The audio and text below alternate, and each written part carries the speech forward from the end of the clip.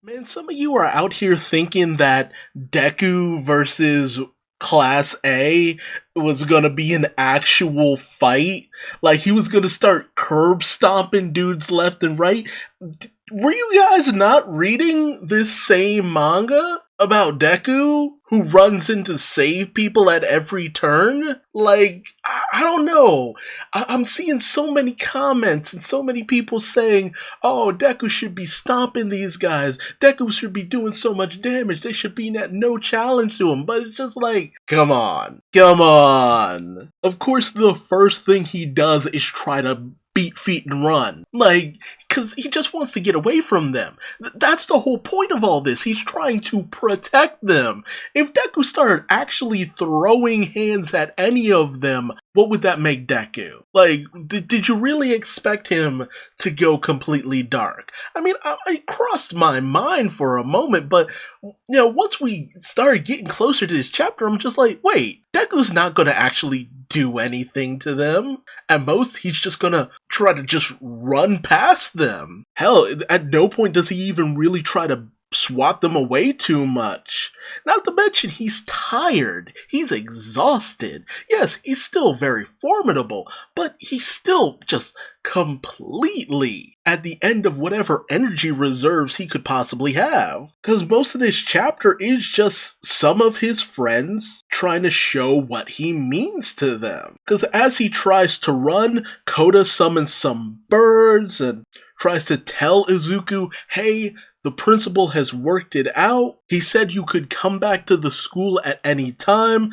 Deku tries to run. In comes Sero, trying to stop him, commenting on the Black Whip. The ability that Deku went to Sero to try to figure out, because they're similar abilities. But Deku tries to escape. Jiro, commenting about the notes that Deku helped her organize for the school festival, and how appreciative she is of that, but Deku tries to escape. Ojiro coming in and feeling appreciative that Deku would get so mad at what Shinso had said and done to him back at the sports festival, but Deku tries to escape. It's all stuff that Deku already knows, that he already feels deep within his heart.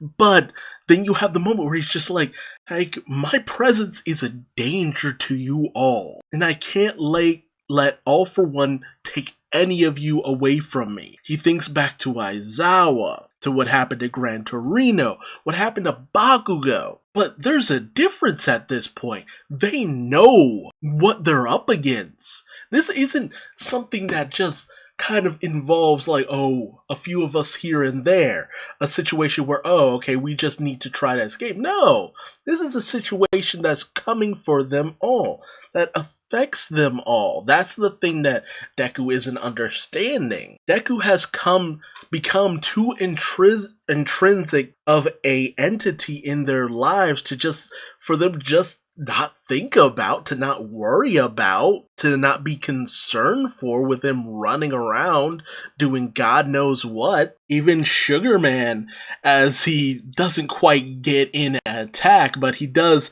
help catch Ojiro and Jiro when Deku blows past them. He mentions the two kids that Deku had saved previously, Koda, Eri, and then Tokoyami, throws Deku into a trap that Yayorozu made, which is basically a device that would try to put Izuku to sleep forcefully. And she even mentions that they have been given special authorization to ensure Deku's safety.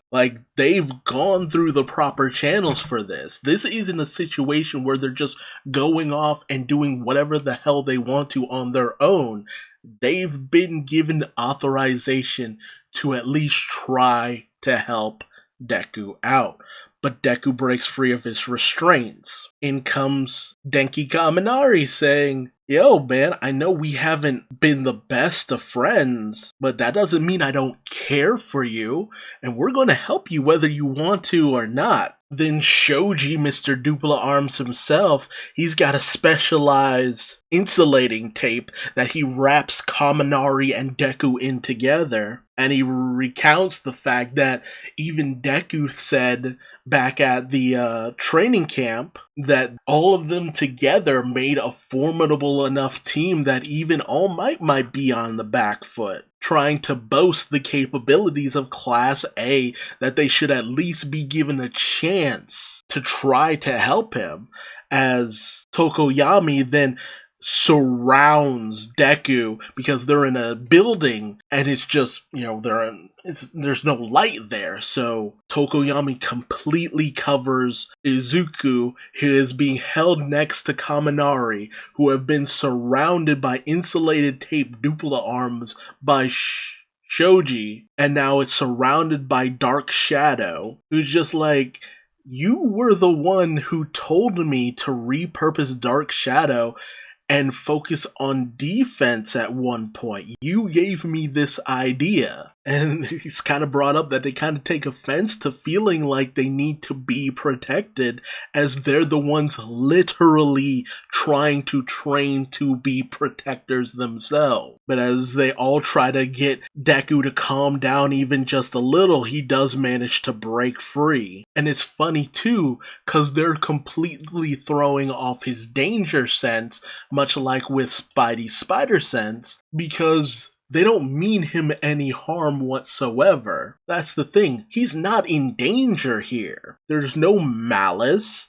They're just... It's all benign attacks in an attempt to help him. There's good intentions behind what they're trying to do. But he just keeps begging them to just leave him alone as he goes slamming into Shoto's heaven-piercing ice wall. That attack that he's been working on, that you should recall if you've been watching the anime. He did that a couple of weeks ago, and we saw the first example of it.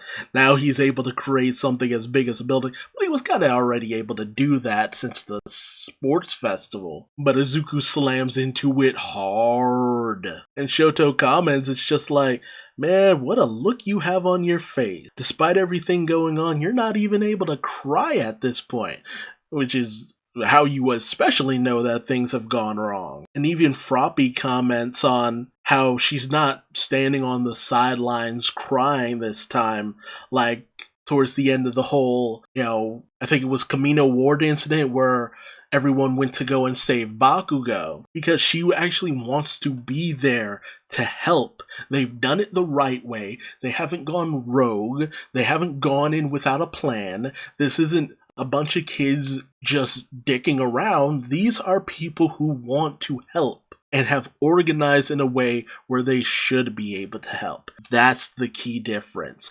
That's what Izuku isn't understanding here. And that's what I feel like a lot of My Hero readers have just been bypassing. That, yes, Class 1A in their totality isn't as capable as Deku. That's what we've been building up for a while here. But they're still very capable. Why nobody seems to realize that's the direction that Horikoshi has been going this entire time? Why would he make them relevant if they weren't capable? Why would he not want to make them seem more powerful with the Class A versus B versus matches? It was to show just how capable they were in comparison to the other students that they've been around. People are so set on My Hero Academia completely dropping the academia part of everything. And that frustrates me to no end, because it's just like, guys, that's the point. They're still learning. They're still growing. They still have potential. The school stuff is never going to be completely thrown out of the window. I think maybe some people need to either kind of accept that or kind of move on from this series, because Horikoshi has made it very apparent time and time again that stuff is never going to go away. Not fully. The students of Class 1A will always be integrated into the story to some capacity. And hell, after what they saw during the previous story arc, the loss of Midnight, come on, guys. Like, no. That was an impactful time for them all.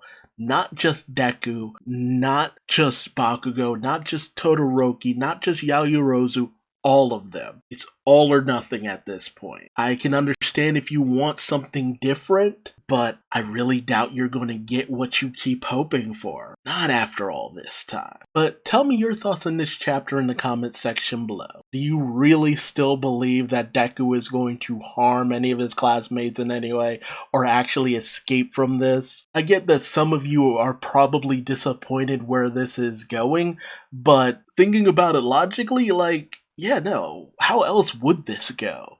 Deku hurting his friends? Dude, Deku would literally hang it all up if that happened.